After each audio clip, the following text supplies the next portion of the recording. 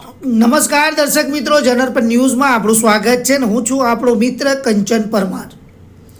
ધર્મનગરી સંસ્કારી નગરી વડોદરામાં દેવ દિવાળીએ પ્રભુ નરસિંહજીનો લગ્નનો વરઘોડો દર વર્ષની જેમ આ વર્ષે પણ પરંપરાગત નીકળ્યો। પરંપરા અનુસાર ઐતિહાસિક 288મો નરસિંહજીનો આ લગ્નનો વરઘોડો નીકળ્યો, તેમાં ભાવિ ભક્તો ખૂબ જ મોટી સંખ્યામાં જોડાયા।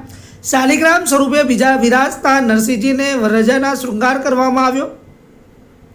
પ્રભુ નરસિંહજીના માતા તુલસી સાથે થશે વિવાહ। નરસિંહજીનો વરઘોડો નરસિંહજીની પોળથી નીકળી તુલસીવાડી જવા માટે નીકળ્યો।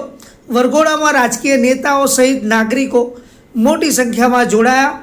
નરસિંહજીના વરઘોડામાં ભગવાનની વેશભૂષા ધારણ કરી બાળકો પણ જોડાયા હતા, જેમાં બાળકૃષ્ણ શુક્લ દંડક, ગુજરાત વિધાનસભા ડૉક્ટર વિજય શાહ, વૈષ્ણવ સમાજ અગ્રણી અરુણ મહેશ બાબુ, કમિશનર વડોદરા મહાનગરપાલિકા ડૉક્ટર જયપ્રકાશ સોની, પ્રમુખ વડોદરા શહેર ભાજપ, આ રાજકીય અગ્રણીઓ પણ જોડાયા હતા।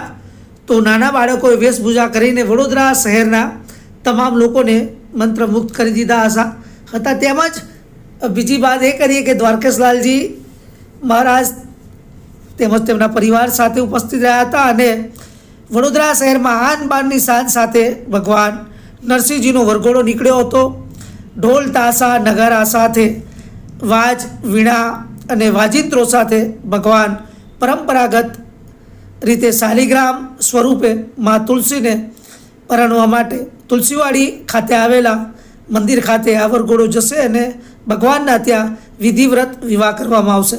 આમ ધર્મપ્રેમી સંસ્કારી નગરી વડોદરામાં લોકો મોટી સંખ્યામાં આ વરઘોડામાં જોડાઈને પરંપરાગત રીતે ભગવાનની લગ્ન યાત્રામાં જોડાયા હતા।